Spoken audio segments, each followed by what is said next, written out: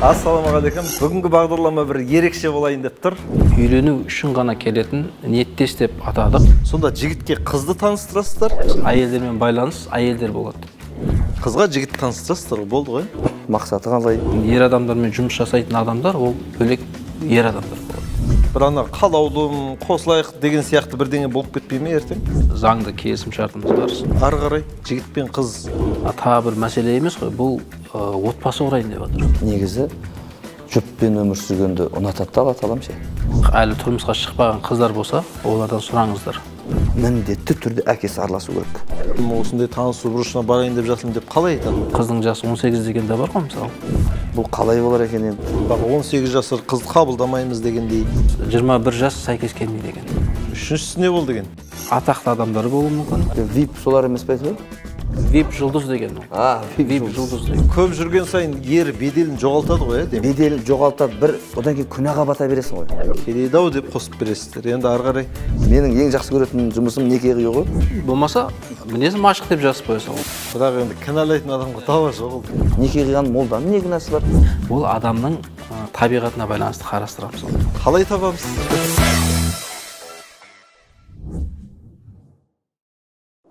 Ассалаумағалейкум, біз Қаж Медиа арнасындамыз, YouTube-таймыз бағдарламасындамыз. Бүгінгі бағдарлама бір ерекше болайын деп тұр. Енді Құдай қаласа бір Қазақстанда бойдақтардың саны азаятын, және бойдақтардың саны азайтатын бір хабар болайын деп тұр. Себебі бізде бүгін қонақта Бақытжан ағамыз қауіпсіз танысу қызметі деген керемет бір орталық ашылып жатыр екен. Бақытжан аға, қош келіпсіз. Осы жайлы бір әңгімелесек. Шыны керек, бұны естіген кезде өзім таң қалдым. Өзім сұрақтарым көп сізге қоятын. Енді бір өздеріңізді осы бір таныстырып берсеңіз бірінші. Тақырыпқа кіріп алу үшін. Ассалаумағалейкум, құрметті қазақ елі. Мен Нақып Бақытжан Ермағанбетұлы. Шымкент қаласының тұрғыны боламын. Бірақ өзім мынау Сарыағаш Абай, қазіргі Келес ауданында туылғам. 1983 жылғы болам. Отбасылымын. Қазір осындай бір жаңа жоба ашқан жайымыз бар. Қауіпсіз танысу қызметі деп атын қойдық. Өзінің затына сай болсын деп. Ту групп деп жеке кәсіпкер болып ашылып, заңда тіркеліп, осындай бір жобаны бастаған жайымыз бар. Бір жалпақ тілмен сұрайын, сонда жігітке қызды таныстырасыздар, қызға жігіт таныстырасыздар, болды ғой? Осындай тірлік па? Негізі біздің бұл қызметтің түрі ерекшелігі, мысалы, біз қыздарды жігітпен, жігіттерді қыздармен таныстырамыз. Негізгі жалпақ? Негізі танысу. Енді сіздің қасыңызға әдейі Арыстан ұстазымызды қосып отырмыз. Кейде бір осындай бір сұрақтар туған кезде әдейі мен имам кісілерді қонаққа шақырам. Себебі біздің әр ісіміз шариғатымызға, дәстүрімізге сай болып отырған жақсы да. Енді Ареке, сіз қазір естіп отырсыз ба бұл тақырып жайлы? Осы жақында естідім. Жақында естіп, бұл қалай болар екен енді. Бұрын жаңағы Бәкең айтқандай қыздар мен жігіттердің ортасына жеңгелер түсіп отырды ғой. Енді қазір қалай болар екен деп бізде сол толық біліп алайық деп отқанымыз ғой. Мақсаты қалай, жұмыс қалай жүреді, ертең шариғатымызға тура келе ме, келмей қала ма деген сияқты жаңағы. Ертең біраз неке қиятын клиенттеріңіз осы жақтан жайнап тұр.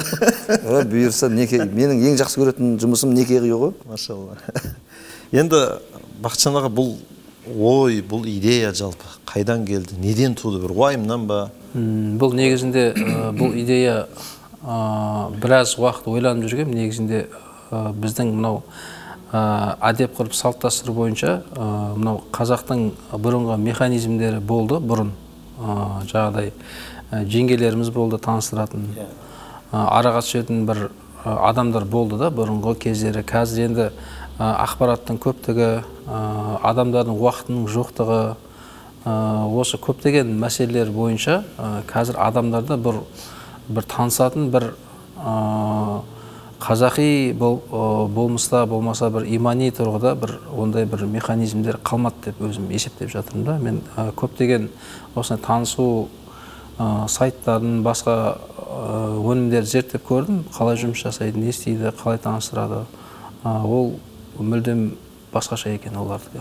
Біздікі ерекше жаңағыдай қауіпсіз болғаннан кейін осы идеяны мен жаңағыдай өзімнің өмірлік тәжірибемнен сосын біздің кезімізде де бізге үйлен деп айтатын адамдар жаңағыдай қыз тауып берем дейтін болмаса тағы да осындай мәселелер бойынша бізде адамдар онша көп бола қойған жоқ осы біздің кезімізден бастап. Себебі біз осы кезге келген кезде, біздің уақытымыз келген кезде осы әлеуметтік желі пайда бола бастады, телефондар пайда бола бастады. Сол кезден бастап біздің мынау бұрынғы ауызбен айтатын, жаңағыдай көрсететін, жаңа мына үйде қыз бар деп айтатындай мәселелердің бәрі осы біздің кезімізге келіп тоқтап қалды былайша айтқан кезде. Енді бұл қауіпсіз танысу бұрышы, қауіпсіз танысу қызметі. Бір ана қалаулым, қосылайық деген сияқты бірдеңе болып кетпей ме ертең? Жоқ, бұның бір ерекшелігі бізде, мысалы, қазір біз әдеп ғұрып салт дәстүр имани тұрғыдан деп алып жатқанымыздың себебі бізге әйелдер жағына әйелдер отырады. Қыздардың анкеталарын, қыздардың жеке ақпараттарын оларды әйелдер қабылдайды. Әйелдермен байланыс әйелдер болады. Ер адаммен сөйлесетін, мысалы анкетасын қабылдайтын, ер адамдармен жұмыс жасайтын адамдар ол бөлек ер адамдар болады. Енді біздің Арыстан ұстазымыз шариғи жағынан да, дәстүрлі жағынан да қалаулым сияқты бағдарламаларға қарсыз ғой, білеміз. Енді ұстазымызға кішігірім механизмдерін түсіндіріңізші. Міне былай келеді, міне былай деген сияқты. Бірінші біз ниеттес деп қойдық. Танысуға жаңада біздің қызметіміз тек қана некеге тұру мақсатында отбасы болу, үйлену үшін ғана келетін ниеттес деп атадық. Бірінші ниеттес деп атадық. Осы ниеттестер келетін кезде бізге бірінші біз ол кісілерге келісім шарт жібереміз. Заңды келісім шартымыз бар. Сол келісім шартты жібереміз де, сол келісім шартпен танысады ол кісілер. Келісім шартпен таныс болғаннан кейін біз анкета жібереміз. Анкета деген сауалнама жаңағы. Анкетаны жібереміз. Сол анкетаны жібергеннен кейін олар анкетаны толтырады, сауалнаманы толтырады. Ол анкетаның сауалнаманың ішінде ЕГОВтың анықтамалары, жаңағыда справкалар, жаңағы сотталмаған, немесе болмаса бір ЕГОВта справкалардың барлығы қосылады былайша айтқан кезде. Туберкулез емес деген, жаңағыдай ауытқуы жоқ деген сияқты сондай справкалардың бәрі қосылады. Сосын келісімшартқа таныс болғаннан кейін келісімшартқа отырамыз. Онлайн түрде бәрі жүзеге асады. Онлайн түрде ешкім келетін, ондай мәселе жоқ. Бәрі онлайн түрде іске асады. Іске асқаннан кейін, келісімшарт біткеннен кейін, анкета біткеннен кейін барып біз төлем жібереміз. Төлем жібергеннен кейін барып біздің процесс басталады. Біздің жұмыс басталады. Мысалы басталды. Ары қарай жігіт пен қыз. Сосын басталды. Жұмыс басталғаннан кейін бізде анкеталарды іріктеледі. Ол анкетаның ішінде жас ерекшелігі, қаласы, руы, діні, осы сияқты қызығушылығы, мысалы ниеттестердің қандай қызығушылығы бар, қандай кәсібі бар, қандай қызметі бар, оның мынау статусы анықталады былайша айтқан кезде. Қоғамдағы статусы анықталады. Оның қызығушылығына да қараймыз біз, қандай ниеттес іздеп жатыр. Соған қарай біз ол анкеталардың бәрі қаласына, руына, жаңағыда тегіне, былайша барлық мәселелеріне қарап, іріктеп алып, одан кейін барып, соның интересіндағы, соның қызығушылығындағы адамдарды біз іздейміз екінші жақтан. Екінші жақтан іздейміз. Сосын екі анкета бір-біріне сәйкес келген кезде, біз екі анкетаның жартысын, толық әлеуметтік желісін, телефонын, тегін еш нәрсесін бермейміз. Бірінші анкетаның жартысын береміз ол кісілерге. Бір-біріне береміз анкетаның жартысын. Сосын ол кісілер қызығушылық танытады ма, танытпайды ма? Оны байқап көреміз. Егер қызығушылық танытты дейтін болса, екі жақта келісетін болса, сол кезде ғана біз телефон номерларын береміз бір-біріне әлеуметтік желі арқылы. Өздері бір-біріміз байланысып кетеді. Өздері ары қарай жаңағыдай жеңгелердің арасын салуы мүмкін, әкелер бақылауға алуы мүмкін, ағалары бақылауға алуы мүмкін, егер қыз балдар болатын болса. Ер азаматтар жаңағыдай үйіне көрсете ма, басқа қыла ма, ол өздерінің шаруалары. Біздің қызметіміз осы екеуіне телефон номер бітумен аяқталады. Берумен аяқталады. Телефон номерлерін. Осы жерге дейін ареке қалай ойыңыз? Жақсы, жалпы адам баласы жаратылғанда жұбымен жаратылған дейді ғой. Негізі жұппен өмір сүргенді ұнатады да Алла тағалам ше. Сол үшін біздің бабаларымыз қартайған кезде де жалғыз өмір сүрмеудің бар несін жолдарын жасаған. Шариғатымызда соны дұрыс көреді. Адамдардың бойдақ болып өтуін біздің дініміз онша қаламайды негізінде. Бір жігіттің өмір бойы бойдақ болып өтіп кетуін, бір қыздың өмір бойы тұрмысқа шығып өтіп кетуін қаламайды. Сондықтан әрбір әулетте үлкен кісілер болу керек. Әулетте отырып қалған қыздың үйленбей жүрген жігітке өй деп іздеп әрекетін жасап емдету керек па, басқа ма әйтеуір басын қосудың барын салу керек. Бұрын солай болған. Сондықтан бұрынғы уақыттарда жаңағы тіпті жесір әйелдің өзі сол күйі қалып кеткен жоқ та, қаралды да ол мәселесі де қаралып өткен. Ал қазір бүгінгі қоғамның ой санамыз бұрынға қарағанда өте басқа жаққа ауысып кеткені белгілі көп жерлерде. Сондықтан әулеттің үлкендері оны қарамайды. Бұрын үлкендер, жеңгелер араласып бәрін реттеп отыратын. Енді мынау бір жағынан өзім қазіргі уақытта болғандықтан өзім қолдап отырмын. Неге дегенде кейбір қалай деп айтсақ болады, момын дейміз ба, үйінде үлкендердің ешқайсы шаруасы жоқ. Ол өзі көшеге шығып әрекетін жасай алмайтын бір бойдағы жігіт болуы мүмкін. Немесе қыздар енді көшеге шығып маған күйеу керек деп шыға алмайды ғой енді болса да. Сондай кісілерге бір байланыстырып жіберуге бір керемет тәсіл ма деп тұрмын. Бірақ енді біреулер айтуы мүмкін ғой, ойлау мүмкін ғой енді дұрыс емес адамдар бір-бірімен қосыла ма, үйленіп кете ма деген сияқты. Оған аят бар Құранда. Мұсылман еркекке мұсылман әйел үйленуге лайықты. Арсыз еркекке арсыз әйел үйленуге лайықты. Кейбір бүйтіп ойлауы мүмкін да, өмірде әбден білген бір қыздар, немесе кейбір жігіттер ендігі жаққа келіп иманды болып көрінгісі келіп, басқа болып толтыру мүмкін ғой мысалға. Мүмкін сондай жақсы адам кездесіп қала ма деп ойлауы мүмкін да, ешкім уайымдамай ақ қойсын. Жеңгейлер араласып үйлене ма, өзі пысықтығымен үйлене ма, бұл кісілермен байланысып барып үйлене ма, бәрібір өмірде үйленген адамдар ол бір-біріне лайықты, Алла тағалам лайықты адамдардан үйлендіріп қояды. Маған айтылған жері ұнады. Ана қалауым сияқты менен оны көп көрмеймін, бірақ андай бір несін жіберіп жатады ғой, мен мына дұрыс сөйлемеді деген сияқты. Сонда қарасаң, жұрттың бәрі көріп тұрады да. Ол дұрыс емес, ғана сөз байласады, кейін анау екеуі сөзден тайып кетсе, басқа бір жігіт қайтып сөйлеседі. Кеше әбден бәленбай жігітпен сөйлесіп тастаған қызбен кім сөйлескісі келеді деген сияқты. Ашық болмау керек қой. Сосын ашық бөтен еркекпен бөтен әйел бір бөлмеде жеке қалып кетпеу керек, мысалға деген сияқты мәселелер. Ал сіздер таныстырып жібердіңіздер бұл кісілер. Ары қарай не қалайтар едіңіз мысалы? Бұл кісілер мүмкін бірдеңе жолға салып жіберу керек шығар, тек қана таныстыра салмай. Енді бәкең иманды азамат, қазақи бойында қасиеті бар жігіт, қазақшылықты жақсы меңгеріп жатқан шығар. Енді мен бір-екі жылдан бері білем бұл кісіні. Мына қазақтың билер қоғамында да үлкен үлес қосып, барын салып, ат салысып жүрген кезінен білем.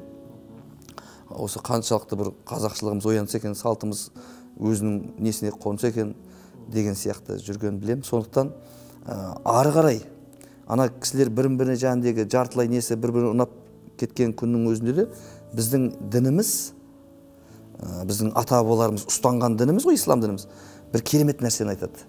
Ол қанша анау қыз сұлу болып тұрғанмен, қанша ажарлы болып тұрғанмен, ана қызға ана жігіт керемет ұнап тұрғанмен, ол өмірінде бақытты қылатын жан ба, жоқ бақытсыз болатын отбасы бар ма, білмейді ғой басында екеуі де.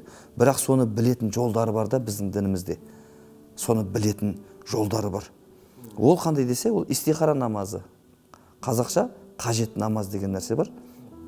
Жаңағы екі жігіт, қыз бен жігіт бір-бірін танысқаннан кейін, бір-бірін біліскеннен кейін, енді бірден емес қой, енді бір-екі рет сөйлескеннен кейін бір-біріне ұнай бастауы мүмкін.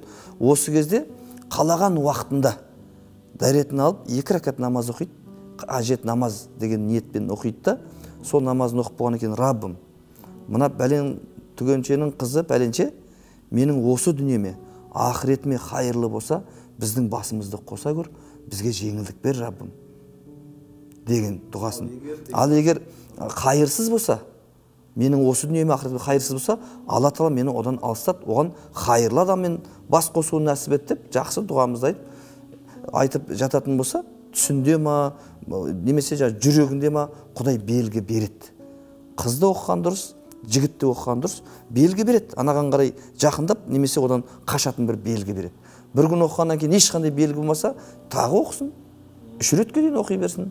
Сөйтіп, ана ұлдың немесе ана қыздың бұның өміріне жақсы, қайырлы, қайырсыз екенін осылай шешіп алып жатады. Біздің қазір кейінгі осы өсіп үйленем деп жүрген біздің жастарымызға, шәкірттерімізге осыны айтып жатырмыз. Осымен үйленіп жатыр. Осы намазын оқып барып, жүрек бұрылғаннан кейін барып үйленіп жатқандар бар. Одан жаманшылық болып жатқан жоқ, Аллаға шүкір. Сол нәрсені қосып айтылатын шығар енді ол да мүмкін. Сіздерде ол да бар ғой, иә?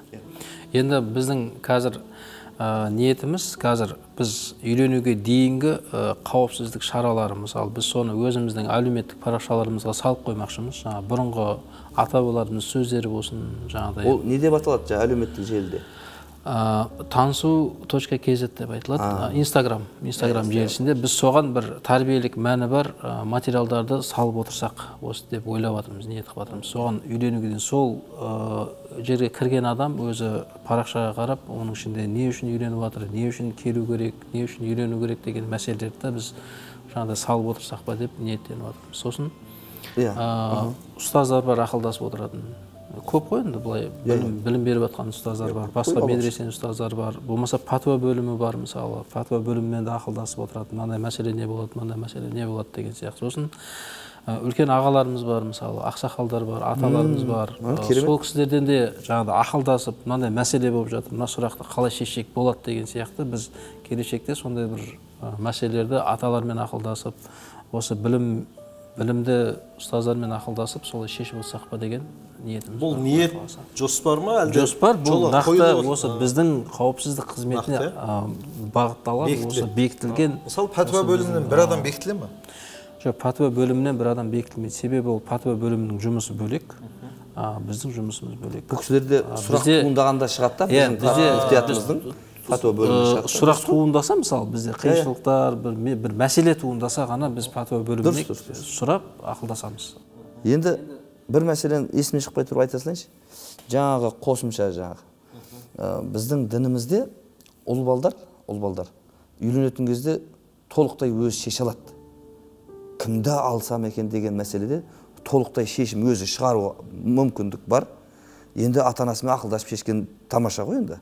Ал қыз баласына келген кезде, егер тұрмысқа шықпаған қыз болатын болса, міндетті түрде ол жерде әкесін араластыру керек. Міндетті түрде әкесі араласу керек. Жаңағы әкесі ана жігітпен, болашақ күйеу баласымен сөйлесу керек, кездесу керек.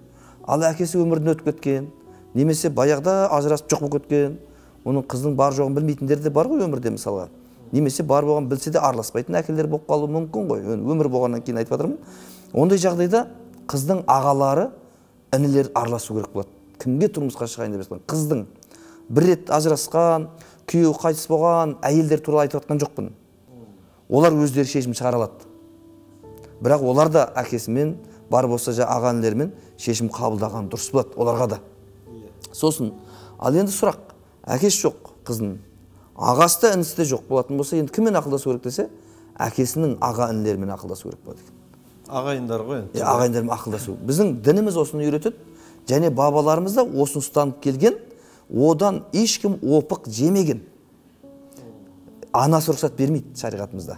Қыздың анасы, жарайды рұқсат бара берен деп, жоқ рұқсат жоқ бермейді анасы. Не үшін десе, ана болашақ күйеуімен еркек адам сөйлесу керек енді. Анасы жігітпен сөйлесіп, енді одан да шешім қабылдап, бақытты болып жатқандар бар, жоқ емес. Жалпы біздің қазағымыздың ұстанымдылығында, дінімізде еркек адам, ана қыздың ағалары, әкелері, әкесінің ағалары деген сияқты кісілер, солар шешім қабылдау керек та. Өйткені еркекпен сөйлескеннен кейін олар ананың ар жағында ойын бәрін түсініп нете алады екен да. Ал әйел мен еркек сөйлескенде ол кейбір мәселелер білінбей, көрінбей қалады екен жаңағыдай. Біз осы мәселе бойынша мысалы әйелімізге жаңағыдай анкета дейміз ғой, сауалнама қабылдап жатқан нелерімізге жаңағыдай айтамыз, жаңағыдай бойдақ әлі тұрмысқа шықпаған қыздар болса, олардан сұраңыздар. Ата-анаңыз хабар бар ма? Бізге мысалы ол тығылып келіп, болмаса бір тағы бір мәселе емес қой. Бұл отбасы құрайын деп жатыр. Бұл өмірлік жарын іздейін деп жатыр да. Бұл былайша айтқан кезде тығылып жасайтын, болмаса бір басқа бір мәселелер емес, бір зат алайын деп жатқан сияқты, болмаса бір тағы да бір мәселелер емес. Бұл өмірлік жар болғаннан кейін біз бір ауыз сұраймыз ол кісілерден. Сіз ата-анаңыз хабары бар ма? Болмаса үйде үлкендерден хабар бар ма? Болмаса үйіңізде жағдай қанша ағайындысыздар деген сияқты мәселелер қозғаймыз да. Біз ары қарай олардың танысып кетуіне араласпасақ та, біз мынау анкета қабылдау барысында олармен осындай жұмыстарды өткіземіз, профилактика. Бірақ енді кейбір қазір енді қоғам бөлек қой енді. Кейбір қыздар қысылуы мүмкін. Ата-анасына мен жігіт іздейін деп жатыр едім, осындай танысу бұрышына барайын деп жатырмын деп қалай айтады мысалы? Егер ондай жағдайда біз әдеп ғұрып мәселесі бойынша біз жеңгелеріне, ең болмаса жеңгелеріңізге хабардар етіңіздер. Бір ауыз айтамыз. Жеңгелер, арасына ең болмаса бір жеңгелеріңіз түссін, болмаса білсін, хабардар болсын. Осындай мәселеміз сіздің бір танысып жатыр деген сияқты мәселемен. Мысалы, жеңгелері түсетін болса, ол ертең әкелеріне өздері жеткізеді. Мысалы, кейбір қыздар болуы мүмкін, әкелерімен сырласамауы мүмкін, ұялуы мүмкін, айтуға мен тұрмысқа шығайын деп, болмаса мен тұрмысқа шығарыңдар деп те айта алмауы мүмкін, мысалы да. Әртүрлі адамның несі бар ғой, жаңағыда мінез құлқы бар, басқасы бар, соған байланысты ол айта алмауы мүмкін. Сосын оның әкесі де қызым айтпауы мүмкін да, жаңағыда қызым тұрмысқа шығып, басқа деген сияқты. Ол жаңа әлеуметтік желіге байланысты мүмкін, басқа болуы мүмкін, оқуына байланысты болуы мүмкін, әртүрлі мәселелерге байланысты болуы мүмкін да. Сондықтан жас ерекшелігін қойдыңыздар ма мысалы 18 жасар қызды қабылдамаймыз дегендей? Біз қазір бірінші 21 жас деп қойған едік. 21 жас сәйкес келмейді екен. Себебі ер азаматтар бізге 18 жастар, 19 жастар ер азаматтар хабарласқан себепті, мысалы менің әйелім мысалы өзі 18-де болса ер азамат. Менің әйелім енді 21-ден асқан бола ма деген сұрақтар қойылып жатыр.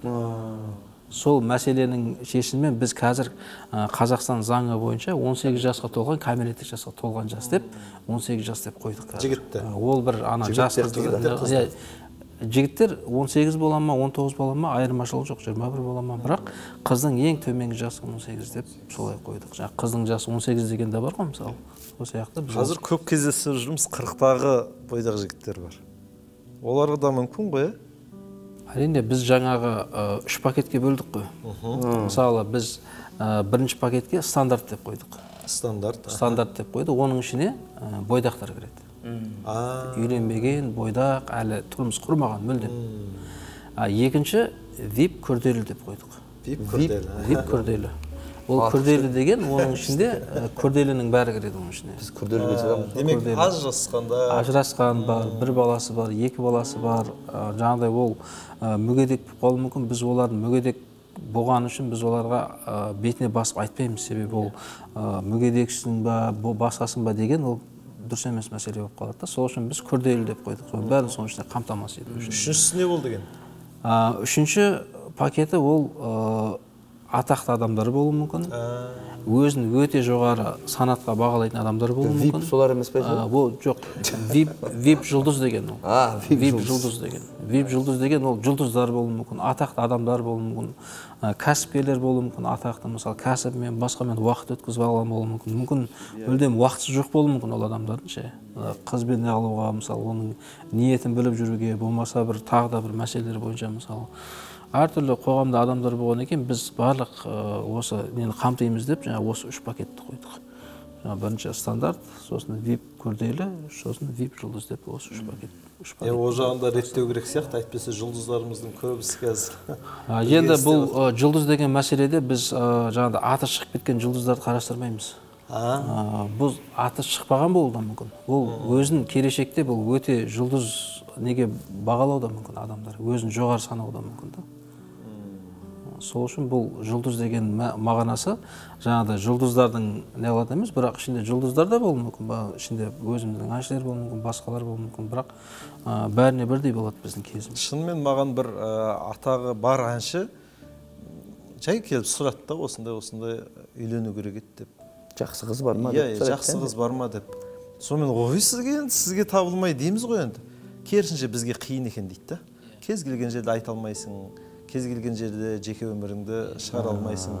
Негізі, дұрыс сонда. Өте жақсы екен. Енді жаңа Арекең бір сөзінде сізді би деп қалды, ол мысалы бұндай тірлікке тәуекел ету үшін жалпы тұлғасы қалыптасқан адам болу керек бірінші. Екінші, сізге қалай сенуге болады мысалы? Осы уақытқа дейін немен айналыстыңыз? Мүмкін өміріңізді естігеннен кейін, бір дауларды шешкеннен кейін, болмаса бір ауылдағы тірліктерді шешкеннен кейін сізге сенім артуы мүмкін. Мәселе былай қарап тұрсақ, мысалы мен ойладым, бұл осы жобаны бәрін жүйелеп тастап, сосын өзім сыртынан бақылап, төбесінен қарап отырып, бақылап отырам деп ойлағам негізі жалпы. Адамдарды қойып, жобалап, өзім үстінен қойып. Бірақ кейін осы жақын арада көп күрделі мәселелерге байланысты өзім осылай халықтың алдына шығып, өзімді көрсетіп, кім екенімді, бұл жобаның авторы кім, идеясы кім, ертең мысалы әртүрлі қауесет әңгіме болуы мүмкін, неше түрлі жалалар болуы мүмкін, басқа болуы мүмкін. Сол үшін өзімді бірінші қатарға қойып, өзім алдында тұру керек екенін түсіндім да. Бұл енді бір атақ абыройға оған да байланысты болмауы мүмкін негізінде. Осылай шешім қабылдауға керісінше дұрыс, адамның сөз алдаса да көз алдамайды дейді ғой енді. Мүмкін бейнеңізді көріп бір адам сеніп кетуі мүмкін бе толық. Себебі бұл мысалы ойлайды ғой бұл автор кім екен деп. Мысалы бір жоба шығатын болса, кім ойлап тапты бұны, кім жүргізіп жатыр? Айтады ғой. Деп ойлайды ғой мысалы, кім бұны істеп жатқан кім? Сол кезде осы адамына қарай сөйлеседі да. Менімен адамдар қалай сөйлеседі, мен адам қалай көреді, қоғамда қалай қабылдайды мысалы. Бізде бағдарламалардан кейін әбден негатив қалыптасып қалған ғой. Бір осындай таныстыру естісек бір басқаша сияқты. Дұрыс сияқты әрекет жолдар. Жалпы маған мына нәрсе ұнамайды да. Бір жігіт пен қыздар өздері бірге оқи ма, бұрыннан таныспай тұр, бір-бірін атып сөйлесіп, кездесіп жүреді. Жеке қалыпта кетеді, кездесіп жүре береді 5-6 айға дейін, 1 жылға дейін. Бірақ оның нақты әйелі емес некелескен, нақты күйеу емес. Бірақ сол нақты бір отбасы болмағаннан кейін, кейде ана жігіттің бүгін кешке шығасың ба, шықсай деп жалынып тұратын жігіттер ертең үйленгеннен кейін де жалынып өте ма деп тұрмын да, сол жігіт ше. Басында жалынып үйреніп қалған ғой. Сөйтсек, біздің дінімізде және қазақтың бабаларымыздың ұстанған салтында қыз бен жігіт ары кетсе 2-3 рет кездеседі болды. Ары кетсе 2-3 рет кездеседі бір-бірімен. Онда да бет бейнесін көру үшін, жаңағы сөзін, даусын деген сияқты жаңағыдай 2-3 рет кездеседі да, сосын жаңағы истихара намазын оқиды да, жүрек қаласа үйленіп кетеді, жүрек қаламаса ары кетеді болды, бітті. Собай бауыр басқа қаласамайды да бірге, бәленбай уақыт бірге жүріп. Анау 5-6 ай жүріп, 1 жыл жүріп барып, бірге жүріп, сосын барып үйленеміз деген кезде, андай бір-бірін біліп алғанға жақсы ғой деп ойлайтын шығар. Бірақ әйелдің күйеуінің алдында көбінесе әйелдің жаңағы күйеудің әйелінің алдында бедел түсіп кетеді. Өзінің әйелі болмағаннан кейін жалынатыны бар, басқасы бар деген сияқты. Ал 2-3 күн көрісіп, 2-3 рет қана көрісіп, намазын оқып, Құдайдан сұрап алып, сосын барып үйленіп кететін болса, онда әйелдің күйеуіне деген сыйластығы несі, құрметі сол алғашқы кездегідей қалып қояды. Еркек енді өзі ішіп, далбаслап қуып кетіп қалмаса орта жолдан. Бірақ сол несін сақтап қалады да көбінесе. Көп жүрген сайын ер беделін жоғалтады ғой, демек. Беделін жоғалтады. Одан кейін күнәға бата бересің ғой. Анау некелеспегеннен кейін қайта кездесіп, жеке қалып кетіп, қолын ұстасқаннан кейін болды ғой. Анау некесіз ұстағаннан кейін оның барлығы күнә есептеле береді да, ана әбден бойға күнә жағылғаннан кейін олардан ертең қандай ұрпақ туылады мысалға. Ал таза әйелден, таза еркектен шынымен таза қай саланы алса да соңына дейін жеткізіп істей алатын ұлдар, қыздар дүниеге келмей ме өзі? Біздің ғалымдарымыздың зерттеуі бойынша да мысалы өмірде. Сол ғой, таңғалып қаласың, кейде сонша жыл жүреді, әйтеуір бақытсыз үйленгеннен кейін алып қашып кеткендер аман-есен өмір сүріп отыр. Бұл жерде мынандай бір нүкте бар да. Бұл адамның үйленуге ниеті бар ма, жоқ па деген мәселені қоғамда танысқан кезде білу қиындау болады. Себебі мысалы ол бір тойда танысып қалуы мүмкін, болмаса бір жиында танысып, автобус болсын, әйтеуір бір жерде танысып қалуы мүмкін да, бірақ ол көрді, ұнатты, танысып қалды. Ал бірақ ол екеуі бір-бірін ұнатқанның мәселесі, ол екеуінің де үйленуге ниеті бар деген ойды тудырмайды ғой. Ал біздің жағдайымызда ол ниеттес болып есептелінеді да. Ол шынайы, ол саналы түрде бізге ниеттесіп, жаңағыдай отбасы құру ниеттес адамдар келген екен. Ол қоғамдағы танысудан басқаша болады да, біздікі басқаша болады да. Ерекшелігі, айырмашылығы сол болады да. Бізде ниеттес екені білініп тұрады да. Иә. Отбасы құруға ниеті бар екен. Сол ниетпен ғана Сол ниетпен ғана біздің қызметті қолданады былайша айтқан кезде. Мысалы, сіз бір орталыққа бір құжат турлауға баратын болсаңыз, сіз құжат турлауға сол орталыққа барасыз ғой, сіздің ниетіңіз құжат турлау. Ол жердегі адамдардың ниеттерінің бәрі, сол жерге барған адамдардың бәрі ниет сол құжат турлап жүрген адамдар болады да. Біздің қауіпсіздік қызметі орталығындағы, мысалы, адамдардың бәрінің ниеті отбасы құру. Маған қатты ұнаған жері, жұлдызыңызды білмеймін енді. Бірақ соның төмен жағында VIP күрделі дегеннің ішіндегі мүгедек жандардың бас қосыны. Маған сол қатты ұнап тұр. Өйткені біреудің баласы мүгедек, біреудің қызы мүгедек. Ол мүгедек баласына бір керемет, біреудің қызына айттыра алмайды. Мүгедек қыз болса, біреудің, енді олар аз, бірақ мен білем бір неде отырған арбаға таңылған бір жас жігіт. Өкіметтің несінден өскен, тәрбиеленіп, кейін өздерінің арнайы колледжі бар екен, жаңағы қол жарайтын болса, қолмен бір еңбек істеп, нан тауып жиылатын, соны үйренген.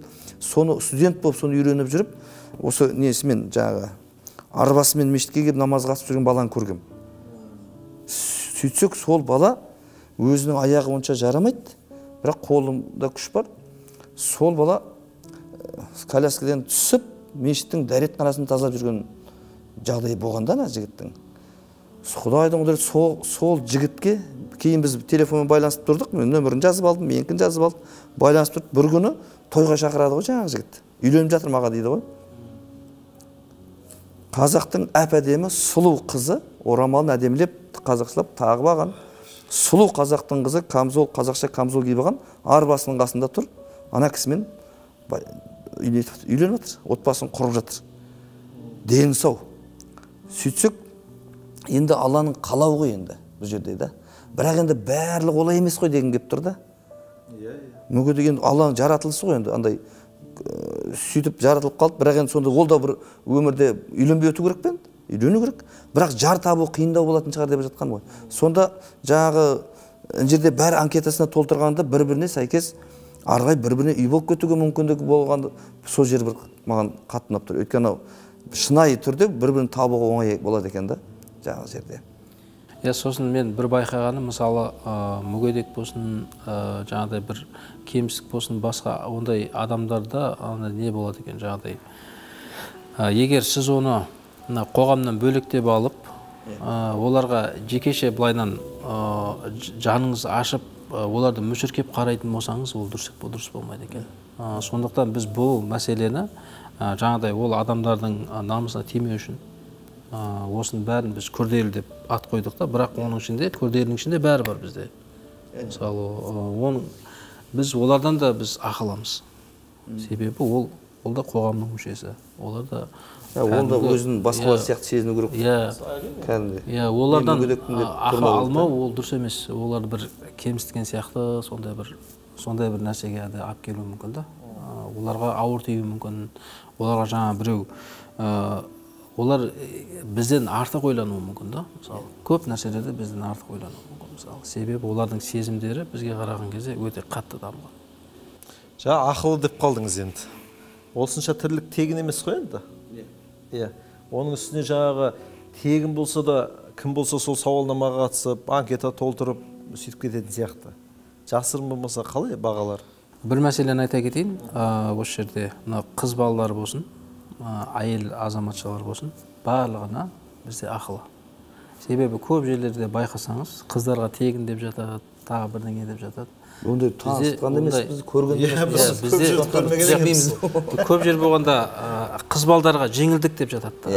Қыз балдарға жеңілдік, себебі олар анау не дейді ғой, жаңағыдай аяулы жандар, жаңағыдай ана деген. Біз тек ардагерлерге коньки тегін дегенді естігенбіз. Басқа тегін. Ұлы Отан соғысына қатысқан. Бізде ұлдарға қандай, қыздарға сондай. Жаңағыдай екі жаққа да бірдей қарастырылған. Үш тобыңыздың бағасы үш түрлі шығар? Үш топтың бағасы үш түрлі. Бірінші топтың бағасы ол стандарт. стандарт ол бойдақтар мүлдем. Ол 50.000 теңге тұрады қазіргі таңда. 50.000 теңге. Сауалнамадан бастап танысқанға дейін 4 ай уақыт кіреді. 4 ай қызмет көрсетеміз. Біз тауып беруіміз керек деп міндетті алмаймыз өзімізге. Біз барлық анкетамызда өзімізде барлық базамен сол кісіге сәйкес келетіндердің бәрін 4 айдың ішінде көрсетеміз қызметімізді. 4 айдың ішінде. Сол біздің ниеттестеріміз ашықпау үшін, уайымдамау үшін біз әдейі 4 ай уақыт бердік. Ал егер әр айға төлемейді ғой, бірақ төлейді болды. 4 айдың ішінде табылмай қалған жағдайдың өзінде, мысалы, кейбір енді әртүрлі жағдай болып қалады, мысалы, уақыттың қазір тапшылығы болып қалуы мүмкін. Сол уақыттарда біз тағы да 4 айға созып беру мүмкіндігіміз бар. Келісім шартты бастан бастап бір жаңартамыз да, бірақ ақы төленбейді, кәдімгі тағы да 4 айға создырамыз. Демек 50.000 мен 8 ай бойы сіз үшін біреу қыз іздейді, сіз үшін ол үшін қаншама қызметкерлер жұмыс жасайды, қаншама заңгерлер қарап отырады, қаншама мына жақта мамандар қарап отырады, оның бәрін. Жаңағыдай біздің келісім шартпен істейтін мамандар болады, келісім шартсыз сырттай жаңағыдай айтады, нештатный дейді ғой. Сондай мамандар болады, бізге ақыл кеңес беріп отырады жан-жақтан мысалы. Олардың бәріне мысалы ол тегін қызмет істейді деп ойламаймын, олардың бәрін біз ұйымдастырамыз, олардың бәрін жұмыс істейді. Бір қағаз оқысаң да ақша бар қазір. Сол 4 ай қызметіміз 50.000 теңге. Келесісі ол VIP күрделі. VIP күрделіге біз жаңағыдай 100.000 теңге деп не қойдық жаңағыдай. Ақы қойдық 100.000 теңге. Түсінікті. 1 жыл қызмет көрсетіледі ол. 1 жыл. 1 жыл. 1 жыл қызмет көрсетіледі. Бұл қиындау ғой енді, біреу баласымен. Иә, себебі бұл 1 жыл қойған себебіміз де бұның ерекше нені талап етеді жаңағыдай. Оның қанша баласы бар, ол жаңағыдай қай қаладан, ол мысалы мыналар болмаған екен, ол мысалы ананың 2 баласы бар, мынаның 3 баласы бар деген сияқты мысалы. Мәселе көп та бұл жерде, мәселе көп болғаннан кейін біз кішкене уақытты көбірек бердік. Сол үшін күрделі деп аталып тұрғаны сол ғой.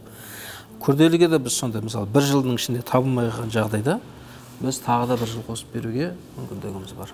Бұл бір-ақ марта төленетін ақы, 100.000 теңге. Сосын біз үшінші мынау нені? VIP жұлдыздар. VIP жұлдызға оларға 2 жыл уақыт бердік. 2 жыл. Олардың атақты адамдары мүмкін, оларды зерттейміз, олардың енді олардың ішінде өздері жұмыс істемейтін адамдар да мүмкін. Олардың бір менеджерлері болуы мүмкін, басқа бір өздері көмекшілерін қою мүмкін бұл мәселелерге да. Ол себебі ол қаржылай, ол қиындық көрмейді олар мысалы. Сол үшін біз оларға да жеке менеджерлер қоямыз. Алдын ала уақыт белгілейміз олармен кездесетін, сөйлесетін, жаңағыдай бәрін. Оларға бір ерекше Бізде бір жұлдыз бар, Данияр деген, атын айтпай қояйын. Соны үйлендіріп алармыз. Оның бағасы? Олардың бағасы қанша? VIP жұлдыз, оның бағасы 500.000 теңге болады. 500.000 теңге. 2 жыл. Өйткені жеке адам жұмыс істейді. Жеке адамдар, менеджерлер жұмыс жасайды. Оларға бір әртүрлі авторлық құқықтары болуы мүмкін, басқа болуы мүмкін. Оларға жеке заңгерлер жалдауымыз мүмкін. Мысал деймін да, оның бәрін біз қарастырып отыруымыз керек. Заң жағынан, басқа жағынан біз қарастырып, солардың бәрін. Олардың қауіпсіздігін былайша айтқан кезде қамтамасыз етуіміз керек қой. Дұрыс, әрине. Әрине, ертең үйленгеннен кейін сөз келмеу керек. Бәрі құпия сақталайын деп берген ғой, тек олар өздері. Бірақ енді менің есіме не түсіп отыр, бір әңгіме. Біздің Қазыбек биіміз, бабамыз. Мен енді бұны бір үлкен кісілерден естідім. Содан естіп, білгелі бері айтып келе жатырмын осы Қазыбек бидің осы бір ата-анасының табысқан несінде. Қазыбек бидің әкесінің аты Келдібек би ғой. Анасына Тоқмейіл екен. Сонда анасының денесінде, көзінде, бір аяғында бір сәл не болған ұқсайды, тарихшылардың айтуы бойынша. Сонда кейбір бірен-сар адамдар, ой, мынаның көзі, ананың аяғы деп па, бірден айтатын ұқсайды. Тұрмысқа шықпаған. Сонда жаңағыдай Тоқмейіл анамыз айтады екен ғой. Сендер мен не десеңдер өдіңдер. Бірақ мен ертең елдің еңсесін көтеретін перзент туам деп айтады екен да. Соны ан жақта Келдібек жүр. Шіркін-ай, мына қазақтың басын қосатын кім бар екен? Сондай бір перзент туып тәрбиелейтін деген сияқты сол ниетпен Келдібек жүр. Алла тағалам екеуін кездестіріп үйлендіреді ғой. Одан Қазыбек туады. Қазақтың 2 рет аман қалуына біз білетін себепкер болған кісі болды мысалға. Сондықтан менің айтарым әрбір ер адамға, әрбір әйел кісіге ақыры осы дүниеге келгеннен кейін әйтеуір біреумен бас қоса салмай, әйтеуір бала шаға тусам болды, әйтеуір үйіміз болса болды, күйіміз болса болды емес. Алла тағалам таңдап жаратқаннан кейін, әрбір ұлды, қызды таңдап жаратқаннан кейін, жақсы отбасы болудың әрекетін жасау үшін ол адамның өзінің сөзі, ісі, жұмысы, табысы таза болу керек. Ана ой таза болу керек. Алла тағалам біреуді қазақ қылып жаратты, біреуді өзбек қылып жаратты, біреуді орыс қылып жаратты. Болды, ақыр қазақ қылып жаратылдың ба? Қазақтың тарихын біл, үйрен, есті, ізде, көр. Не бір жақсылардың шыққанын көріп, қызығып, солардың өмірі қарай, ниеттері, кереметтер қалай өмір сүріп өтті, ал ниеті жоқтар қалай өмір сүріп өткен бәрі тұр ғой тарихта, бәрі көрініп тұр ғой. Сондықтан ұлдарымызда, қыздарымызда ниетін жаңартып, ай шіркін-ай, мынау ертең әулетке ие болатын, ағайынның басын қосатын, мынау елге қызмет қылатын бір перзент туып тәрбиелесек, әшейін перзентті бәрі туып жатыр ғой. Бірақ сондай бір перзент туып тәрбиелесек қой, сондай бір перзент туып тәрбиелегенде бір-бірімізге қолқанат болатын, ер азаматы болса, әйелі болса бір-бірін түсінісе алатын деген сияқты ниет болса болды, Құдай сондайын жолықтырады ғой деп айтқым келіп жатқаны ғой. Сұрақ қоя кетсем бола ма сізге? Мысалы, мынандай мәселе болып тұр да. Қоғамда мынандай түсінік бар екен. Мысалы, ерлі зайыптылар бір-бірімен келісе алмай, ажырасып, ұрсып қалса, немесе сол тауып берген адамды кінәлайды екен, немесе неке қиған адамды кінәлайды екен да. Осы түсінікке сіз қандай жауап айтар едіңіз, қандай ойларыңыз бар осы мәселе бойынша? Мысалы, адам енді бір былайша айтқан кезде бір не адамды іздейді ғой жаңағыдай. Иә. Сен таныстырғансың сол кезде деген сияқты. Иә, сол сен тауып берген адамың деген сияқты ше. Осы мәселеге сіз қалай жауап берер едіңіз, қалай ойлайсыз? Біріншіден, неке қиған молдаға келетін болсақ, егер молда табыстырып жатқан болса, таныстырған болса, бірақ бар ондайлар өмірде. Маған да көп хабарласады, көп жерде жүрсіз, кімнің үйінде жақсы қыз бар, мен сол үйдің барып қызын сөйлесейін, айттырайын деген сияқты жігіттердің сұранып жататын бар. Өз басым қатты ондай нәрсеге кірісе бермеймін. Жаңағы. Ал енді таныстырған кісілер кінәлі деп айтатын адамдар өзінің тағдырына риза болмайтын, тағдыр деген нәрседен сауаты жоқ адамның сөзі ғой. Өзі бізде иманда 7 парыз бар ғой. Алланың бірлігіне иман келтіру, періштелерге иман келтіру, пайғамбарларға иман келтіру, кітаптарға иман келтіру, сосын жақсылық пен жамандық Алладан деп. Ар жағында енді өлгеннен кейін қайта тірілу, ақырет күні болатыны деген жақсылық пен жамандық Алладан. Адам өмірінде бір үйленді ма бір кісіге, ол соған лайық болды. Енді шүкір қылып, арғай ремонттаудың, соны дұрыстап алудың әрекетін жасап кету керек арғай да. Бірақ ол сауат жоқ қой бізде. Ең рахаты біреуден көре салуда, біреуден көре салады. Сол үшін де көп адамдар біреумен жеңгейлер осы замандарда таныстырады, анау бар өзі бар көріп, өзі ұнатып, өзі алып алады да, ертең дұрыс емес шыққан кезде ана кісіні кінәлайды да. Содан кейін біздікілерге таныстырғысы да келмейді да біздің жеңгейлер да. Қазір таяқ жеп әбден содан. Бірақ мынандай оқиғаны енді білмеймін, осы сәтте тура келе ма, мына осы әңгімеге тура келмей ма білмеймін, мен қазір есіме түсіп тұр. Бір жігіт хабарласты. Имам, иә, мен әйелімді басқа біреумен ұстап алдым деді. Шариғатта не болады деді. Шариғатта өлім жазасы оның. Бірақ біз енді біздің мемлекетіміз шариғатпен жүрмейтін болғандықтан ажырасасың. Балдарды алып қаласың да, ана әйелді қуып жібересің болды. Одан кейін еш уақытта кешірім жоқ дедім. Бірақ звондап тұрған адам танымаймын. Жарайдағы, болды деп ана ашуланып тұрған жігіт кетті. Шамамен бір айдан кейін тағы бір хабарласа, сөйтсем сол жігіт екен. Мен номерін жазбағам, атын жазбағам, танымаймын ғой. Аға енді ортада бала шаға бар ғой, ана мынау қайт табыссақ болмай ма, шариғат не дейді деп, бір өмір бойы шариғатпен жүрген адам болса, жаңағы. Сосын, иә дедім, сен кім екенін мен білмеймін дедім.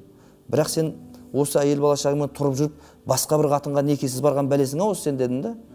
Сөйтіп, я сондайым бар еді деді. Онда тұра беріңдер дедім бірге. Сендер бір-бірлеріңе лайықтысыңдар ғой деп жатырмыз да. Көрдіңіз бе? Сол үшін ер адамға да тазалық керек, әйел адамға да тазалық керек. Тазалығын орындаса, дұрыс ниетін жасаса, 2 рәкат қажет намазын оқып алып, Құдайдан сұрап алып барып үйленгеннен кейін, ертең ар жағында бір-бірінің шайтан азғырып төбелестіргенде соған сабыр қыла алмаса, сол ситуациядан өздері дұрыс шыға алмаса, таныстырған кісінің не кінәсі бар? Ана көрсеткен кісінің не кінәсі бар? Неке қиған молданың не кінәсі бар? Мысалы, бұрынғы уақытта сіздер білесіздер ме, білмейсіздер, менен жастарыңыз 10 жастай кіші екен, шамамен да.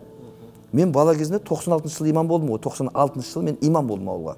20 жасымда. Сол кезде неке қиғанда екі жігітті жүгіртетін. Екі ортада. Екі ортада. Ана келінге барады. Не еді анау? Куәдірміз, куәлікке жүредірміз. Бүгінгі таңның аққасында ақ куәлік берадырмыз деп көргестен көрмегестен. Көргенбіз ғой? Сондай жүргізетінбіз. Алдындағы үлкен кісілерден көріп та, сосын барады, риза ма, риза емес пе дейді. Риза екен дейді. Ана екі жігітке сенеміз енді болды. Бірақ келінмен сөйлеспейміз ғой. Ал жігіт ана жерде отыр, ризасы ма дейді, көзі бақырай болды, риза болды, риза әкеп отқаннан кейін. Бірақ ал қазір бүгін дейді жүргізбейміз ғой. Иә. Сұрақ. Неге тоқтаттық? Екі адамды куәдірміз деп жүретінді біз неге тоқтаттық имамдар? Нағып жүргізбейміз бұрынғыдай. Неге екен білесіздер ме? Бұрынғы уақытта неке қиятын жерде ақсақалдар, бата беретін үлкен дана кісілер, мына жерде молда екен отыр, ана жерде қасқайып. Анау ана жерде үйленіп жатқан бала отыр. Сол ортаға келінді әкеле ма мына ортаға? Ол ана үйде отырады келін, ана киіз үйде отырады қыз, тұрмысқа шығатқан қыз. Енді ана молда екен барып ризасың ба деп барып сұрап келмейді ғой. Бар ана екі жігітке айтады, екі бір жақсы жігітке айтады. Сөйтсек ол куәдірміз деп айтып бару себебі мына киіз үйден шығып, ана киіз үйде отырған қыздан барып разы ма, разы емес па сұрап келуге бар жатқан да ортадан басқа біреу жұмсап жібермеу керек ғой мына екеуін. Бұл бір маңызды шаруамен кетіп бара жатыр ғой. Одан кейін куә неке қиып жатқанда екі адам міндетті түрде куә болу керек қой. Иә. Сол екеуі барып, ана киіз үйден барып, риза екен, риза емес екенін сұрап келетін. Ал қазір білесіз бе, мен өзім неке қиғанда 1 сағат қиямын. Келінге айтатын сөздерім көп. Ана үйленіп жатқан жігітке де айтар сөзім көп. Дініміз бойынша, қазақтың салты бойынша, сосын барып неке қию. Неге деген кезде бұрынғы қыздар хабары болған. Сондықтан оған мыжы, 1 сағат молдан неке қиып анау сөз айта берудің қажеті жоқ. Ол діни хабар болған. Ол бала кезден көріп келе жатыр соны. Еркектің міндеті мен әйелдің міндетін үйден көріп келе жатыр олар. Сондықтан одан тек қана бір-ақ ауыз сөз, разысың ба, разы емессің ба, болды. Бәленше ұл түгеншеге тұрмысқа шығуға разысың ба, разы емессің ба, болды, бір-ақ ауыз сөз. Сондықтан екі адам барады да разы емес сұрап келе салады, бітті сонымен шаруа. Ал қазір оны білмейді ғой біздің қыздарымыздың көбісі. Ол білмекті оның әке-шешесі де білмейді ғой. Құдалыққа арақ қойып жүрген.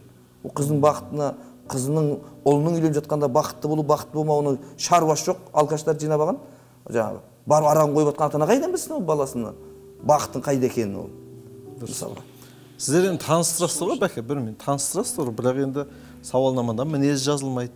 Мысалы да, сіздер жағдайларына қарай келеді-ау деп қосып бересіздер. Енді ары қарай мінездерінен көретін шығар сіздерден емес. Иә, енді осы мәселеге байланысты, мысалы біз мінезді жалпылама айтуы мүмкін бір адам. Мінезді емес. Өзінің айтып жеткізуіне байланысты. Иә. Ниеттестер. Иә.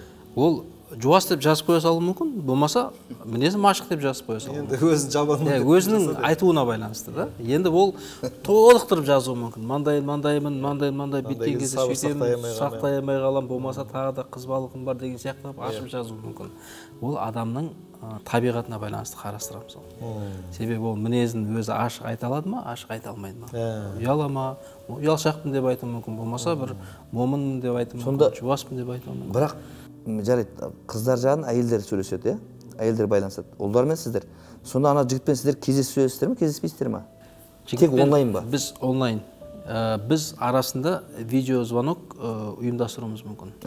Тікелей бетпен сөйлесіп, видео қоңырау ұйымдастыруымыз мүмкін. Ол адамның сенімділігіне байланысты. Мысалы, біреулер айтуы мүмкін, сізбен видеозвонокпен сөйлесетін мәселелерім бар еді деп ниеттестер сондай ниет білдіретін болса, бізге сөйлесетін мәселелер болса, айтатын бір ақылдасатын бір мәселелер болса, ол кезде біз міндетті түрде видео қоңырау алдын ала ұйымдастырып, жаңағыдай сөйлесіп, сосын мәселелерін шеше береміз. Енді қарап болсақ, бұл жерде ниеттестерге де байланысты көп нәрсе. Ниеттестер бізге өзін қалай көрсетеді. Бізге қалай болды, соған қарай адам табылады ғой. Бүйтіп қарап болсақ, өзінен көру керек. кім боласың, қалай өмір сүресің, ол өзің үлесің дейді да. Мысалы, сен қандайсың? Саған сондай. Біз тек қана бұл жерде бір терминал сияқтымыз да. Терминал сияқтымыз. Бізге ана жақтан өзінің несін салады, сосын ана жақтан қорытындысы өзінің Алла Тағала. Кінәлайтын адамға таба жоқ ол бәрі. Алла Тағала, мен айтамын да, көп нәрсеге айтамын. Сіздер ниет етесіздер, әрекет етесіздер, біз де ниет етеміз, әрекет етеміз, нәтиже Алладан деп айтамын да. Сол үшін біз бәріне уәде беріп тастамаймыз, сізді үйрентіп тастаймыз, мақсат тастаймыз деп. Жаңа танысуға жіберердің алдын истихараны қош жүру керек. Сосын тағы да бір кеңес береміз. Қауіпсіз қызметіне мен жаңағыдай не қылдым, ақы төледім, болды мен осымен үйреніп кетеді екем деп адам отыра бермеу керек та. Адам басқа амал әрекеттерін де жасау керек та. Мысалы, тоқтатып қоя салмау керек та. Қауіпсіз танысу қызметіне мен өзім анкетамды өткіздім, ақысын төледім, болды, олар маған міндетті тауып беруге деп қарап отырмау керек. Өздері тауып береді енді болды деп. Иә, сондай болып отырмау керек та. Оның жазған несіне сәйкес келмей қалуы мүмкін ғой, ана жақтан келіп тұрған. Ол мысалы өмір болғаннан кейін уақыт деген нәрсе ол ешкім қайтара алмайтын ресурс та, оны ешкім қайтып әкеле алмайды уақытты. Мысалы, оның 4 ай өтіп кеткен уақытын ешкім қайтарып бере алмайды. Олар ертең бізге айтуы мүмкін, мен саған 4 ай сеніп отырмын, тауып береді екенсің деп, сен неге тауып бермейсің деп айтады. Оны бір аптаның ішінде тауып кетуі де мүмкін. Ол әрине, 2 күнде тауып кетуі де мүмкін. Сол үшін біз оларға былай толық уәде бермейміз, жаңағыдай бәрін тауып береміз, қатырамыз, үйтеміз, сөйтеміз деп уәде бермейміз. Бірақ олар мен айтамын да, параллельно да қарастыра беріңіздер. Ағайын туысқан жағында қарастыра беріңіздер. Проблема жоқ. Ол ешқандай шектеу жоқ қой, сіз қай жерден іздейсіз, шетелден де іздей беріңіз де болады мысалы да. Былай қарап olsanыз ешқандай шектеу жоқ. Әрине біздің өзіміз 30-дан асып кеттік, әлі де үйленбеген сыныптастарымыз бар. Олар шынымен таппай жүр. Қазір қарап тұрсам, бір жағынан жолы ашылмай, жаңағы енді өзінің болашақ серігін таба алмай жүргендерге тауып беруге бір сауапты керемет сияқты да бір жағынан. Екінші жағынан қарасаң өмірді тағдыр, бір адамдардың тағдыр. Алла тағалам жәрдем берсін, жеңілдік берсін. Біздің бабаларымызда үйленбей жүрген жігіттің, тұрмысқа шықпай жүрген қыздарды ана молдаларға барып 3-4 күн дем салдыртып алудың әрекетін жасайтын жаңағыдай. Бір жол жабылып жүр ма, жаман жер басты ма деген сияқты да. Сонда қосып қойса тұрса, маған келмей қойшы, мен уақытым жоқ.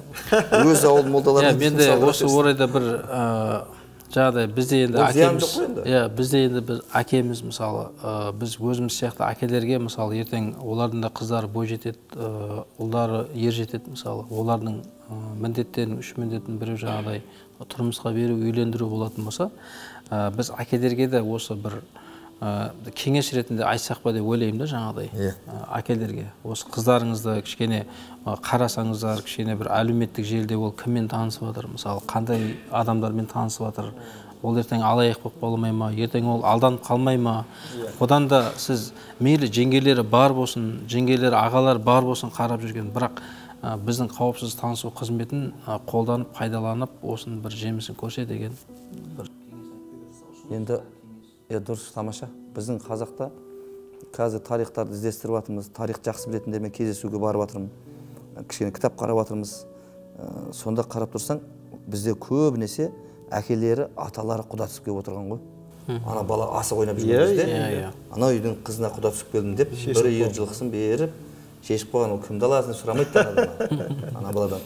Бірақ олар енді өз баласына, өз қызына жан ашымайды емес, ең нағыз жан ашитын кісілер солар ғой. Мысалы қазір есіме түсіп отыр, Төле би бабамыз мынау Түркістанға қыдырып келген ғой. Сол кезде бір үйге қонақ болған, сол үйдің бір кішкентай қызын көріп, қыздың бір даналығына ма, бір қыздың бір басқаша бір бойынан бір жақсы қасиет көрген болу керек. Сонда Төле би бабамыз, ай қызым қолың жай деп, ана кішкентай қызға өміріңе береке берсін Алла тағала. Ана енді 8 жасында Құран жаттап тастаған Төле би, қазақтың аман қалуына әбден еңбек сіңген кісі, жаңағыдай талай дауды дұрыс керемет шешіп кеткен кісілер ғой мысалы. Ана кісі өзінің бір несі мейірімі түсіп, ана кішкентай қызға батасын беріп кеткенді естіген Қабанбай Түркістанда бір қызға Төле би бабамыз кішкентай қыздың бір үйге қонақ болып түскенде қызға бата беріп кеткен екен дегенде, сонау жерден шауып келіп, іздестіріп тауып, осы қызын мен балама бересің келін қып, қанша сұрасаң да мен қалың малын берем деп, сонда бата алған отбасылардан, үлкендер риза болған, сондай бір керемет адамдар қонақ болып түсетін үйлердің қыздарын алуға жаңағыдай бұрынғылар не жасағандай әрекетін жасаған. Тегін емес қой, Қабанбайға біреу қызын бермей қойды дейсің бе? Қабанбай анау атақты адам ғой, сол заманның керемет батыры мысалға. Оған кезген адам қызын бере салды, келін қып түсіруге. Бірақ андай кісілердің батасын алған қыздардан алғысы келіп жүрген деген сияқты. Бұдан айтқым келіп тұрған біздің ұлдарымызға, қыздарымызға кішкентай кезінен үйге келген қонақтың қолына құмға мен су құйып болса да батасын алып қал деген нәрселерді үйретуіміз керек ау деп ойлаймын да кейде. Бата алып өскен ұлда қызы жаман болмайды ғой. Елдің рахметін алып өскен кішкентай кезінен дегендей. Құдай қуат берсін. Алла береке берсін. Оңай шаруа емес. Оңай емес. Бірақ Алла жар болсын. Бірақ мен біздің Шымкентте намазхандардың группасына тастадым осыны. Не бір жақсы намазхан жігіттер бар, небір жақсы намазхан қыздар бар. Солардан енді ажырасқан, күйеуі қайтыс болған бар, басқасы бар, соларды бір табыстыратын бір орталық керек ау деп айтып жүргем. Астана жағында бір намаз оқитын жігіттер өздері нетіп алған, ашып алған. Олар жұмыс істеп жатыр екен. А бізде жаңағыдай сол тоқтап тұрған сияқты болды да, бізден Инстаграмда. Былай қарап отырсаңыз, мысалы үйленетін жігіттер иманды қыз алғысы келеді да, бірақ олар медресеге барып сұрайды. Медресеге ол ұстаздардың ол жерде ешқандай несі жоқ қой, жаңағыдай таныстыратын бір жаңағыдай, ол білім береміз деп шақыртқан қыздар олар, білім алып жатқан қыздар. Үйінде отырған қыздарды кім қайдан білсін, ол ниеті бар екенін, ол тұрмысқа шығатынын, бір әйтеуір бір себепші болып қаламыз ба деген біздікі ниет та жалпы. Себепші болып қалсақ, соның бір жаңағыда осы механизмді ертең әдеп құрып салт-дәстүріміз бойынша, жаңағыдай дініміз бойынша соны бір механизм болып қолданып, осыны бір жақсы бір жобаға айналдырып, Құдай қаласа дамып жатсақ, сол біздің ниетіміз осы. Тең-теңімен деген қазақтың сөзін ұран қылып қойсаңыздар да болады екен ішінде. Тең-теңімен, тезек қабымен ол табиғи жолмен кететін нәрсе. Тең-теңімен, тезек қабымен жаңағыдай пакеттер бар емес па? Сол кезде келген кезде өзі жайлап, тең-теңімен өзі іріктеледі, жайлап, тең-теңімен, тезек қабымен болады сол кезде. Құдай қаласа. Неде ана Күлкі базар деген театр бар ғой. Сода Ғалымжан актеріміз ойнайды ғой. Әйелі келіп жаңағы екеуміздің танысқан күніміз екен, қосылған күніміз екен. Соған қойсай Құран оқытпаймыз ба деп. Ой, шіркін. Сөйтсе ашыланады ғой, екеуміз таныстырған ана жеңгеңді сою керек деп. Сол сияқты ертең сіздерді кінәлайтын адамдар шығады. Енді ол намаз оқымай жүргенде. Ғалекеңде де түрлі идеялар бар. Осы отбасы құрудың эксперті болып кетті соңғы кезде. Келесі бағдарламада мүмкін Ғалекеңді шақырып бірге отырып сұхбаттасатын керек. Жақсы ой екен, иә. Сәтті болатын шығар. Алла береке берсін. Енді соңғы сұрағымыз осы. Қалай табамыз сізді? Жаңағы іздегендер болса, бізден сұрағандар болса, не дейік, қандай парақша ұсынайық? Енді бұл парақшалардың бәрін онда сізге қазір бәрін жекеңізге жазып жіберейін. Сосын бәрі онда біз осы бағдарламаның артына бөлісіп тарата жүріңіздер. Әрі насихат болсын, елге әрі біле жүрсін. Жаңағыда осындай қауіпсіз танысу қызметі ашылғанда туралы. Алла разы болсын. Біраз нәрсе айттық деп ойлаймыз. Болмаса айтылмаған ойларыңыз болса, келесі бағдарламада қонағымыз боласыз бұйырса. Айтылмаған, негізі айтылмаған және айтылатын ойлар көп. Болды. Бірақ бұл бір бағдарламада бұл мәселені айтып тауысамыз деп ойламаймын. Сондықтан біз Құдай қаласа келесі бағдарламада да бір арнайы тақырыптарды қойып, сол мәселеге байланысты мүмкін тақырып. Ғалекең келетін болса, келесі тақырыптарыңыз қандай болатынын сезіп тұрды өз басым. Бірақ өте қызықты болатынына сол тақырыпқа секіру үшін. Келесі Ғалекеңмен сұхбаттан кейін 4-ші топты ашатын сияқтысыз берсе.